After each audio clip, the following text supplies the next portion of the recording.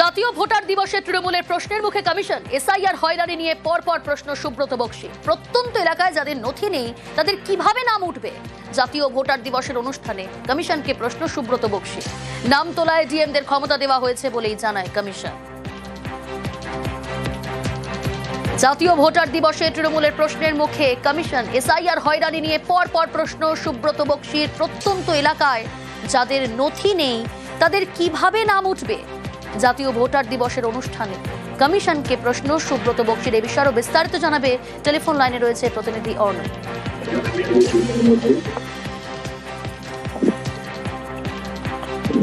অর্ণব, কি বললেন সুব্রত বক্সী? অর্ণব, শোনা যাচ্ছে? যদি প্রশ্নটা আরম্ভ করো। অর্ণব, কি বললেন আজ সুব্রত বক্সী? দেখো, এই ভোটার দিবসে যে প্রোগ্রাম ধনধান্য অডিটোরিয়ামে হচ্ছে, সেখানে এই এসআইআর কি সেই বিষয়টা নিয়ে অতিরিক্ত তিনি তার স্পিচ রাখছিলেন। কিন্তু তিনি যে তথ্যগুলি দিচ্ছিলেন সেই তথ্যগুলি নিয়ে কার্যত বাস্তবের যে ফারাক রয়েছে সেই বিষয়টাই আর দর্শক আসনে বসে সুব্রত বক্সী তৃণমূল কংগ্রেস নেতা তিনি আর থাকতে পারেননি। তিনি সরাসরি প্রশ্ন চলে যেগুলো বলা হচ্ছে সেগুলো কি আদৌ করা হবে? অর্থাৎ যে ট্রাইবালদের কথা বলা হচ্ছে তাদের কোনো ডকুমেন্টস না থাকলেও তাদের দেওয়া হবে, ভোটার লিস্টে নাম উঠবে, আদৌ কি উঠবে? এক্ষেত্রে প্রশ্নের উত্তর দেওয়ার চেষ্টা করলেন অতিরিক্ত সিইও। তিনি বললেন এক্ষেত্রে ডিএম বা ডিস্ট্রিক্ট ইলেকশন অফিসার যারা রয়েছেন তাদের ক্ষমতা দেওয়া হয়েছে। এই সমস্ত অশিক্ষিত মানুষ যাদের ডকুমেন্ট নেই সে বিষয়ে তারা হিয়ারিং করার পর সিদ্ধান্ত নেবেন। এই প্রশ্ন কিন্তু এখানেই থামলো না। এরপর যেমন স্পিচ আরো এগিয়েছে, 58 লাখ নাম ভাবতেছে, কিন্তু তার পরবর্তী পর্যায়ে যেখান থেকে আনম্যাট এবং যেটা আমরা বলছি এলডি অর্থাৎ লজিক্যাল ডিসক্রিপেন্সি, এই তালিকা নিয়ে যখন বক্তব্য তিনি দিচ্ছেন সেই সময় সুব্রত বক্সী এবং তৃণমূল কংগ্রেসের প্রতিনিধিদের ধৈর্যের বাঁধ আবার ভাঙলো। সেখানে বলা হলো যে কিসের ভিত্তিতে 58 লাখের মধ্যে কথা বলছেন না 58 লাখের বাইরে এই তথ্য আপনারা দিচ্ছেন, যেখানে 4 লাখ 5 লাখের কথা বলছেন। এই সময় যখন অতিরিক্ত সিইও উত্তর দেওয়ার চেষ্টা করছেন, কার্যত সুব্রত বক্সী আর থাকতে না পেরে বললেন এটা বলা হচ্ছে বাইরে সবাই শুনেছে জেনেছে যে 1.5 কোটি মানুষের নাম বাদ যাবে।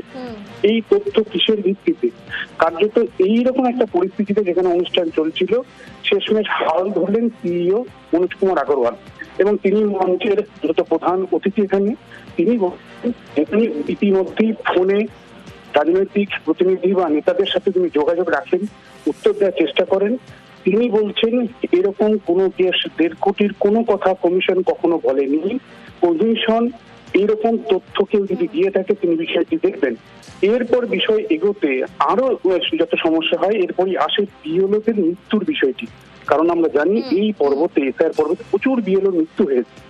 এইখানে বিজেপি বাদ দিয়ে যত রাজনৈতিক দলের প্রতিনিধি ছিলেন সেখানে তৃণমূল কংগ্রেস প্রথম, এরপর সিপিএম এর নদিয়ার যিনি নেতা সুমিত দে, এছাড়াও কংগ্রেসের আশুতোষ চট্টোপাধ্যায় প্রত্যেকে একযোগে বলে ওঠেন যে কেন বিএলও এতগুলো মানুষ কাজ করতে করতে মারা গেল, কমিশনের কাজ করতে করতে কেন তাদের জন্য 1 মিনিটের শোক প্রস্তাব পালন করা হবে না? কার্যত পরিস্থিতিটা হাতের বাইরে চলে যাচ্ছে দেখে তিনি সিইও মনোজ কুমার আগরওয়াল তিনি বললেন এই বিষয়ে তিনি যখন বলতে উঠবেন তিনি এই সমস্ত প্রশ্নের উত্তর দেবেন। কিন্তু যে বিএলওদের মৃত্যুর কথা বলা হচ্ছে বেসিক রিপোর্ট তাদের কাছে আসেনি এবং তার ডোমেনে যেটুকু যা করার এখতিয়ার তার ক্ষমতা রয়েছে তিনি অবশ্যই করবেন। যদিও এখনো অনুষ্ঠান চলছে, এখনো সিইও নিজের বক্তব্য বলতে ওঠেনি। প্রশ্ন উত্তর পর্বে হয়তো এই বিষয়গুলি আরো বড় আকার নিতে পারে বলে একটা অনুমান করা হচ্ছে। বেশ অর্ণব।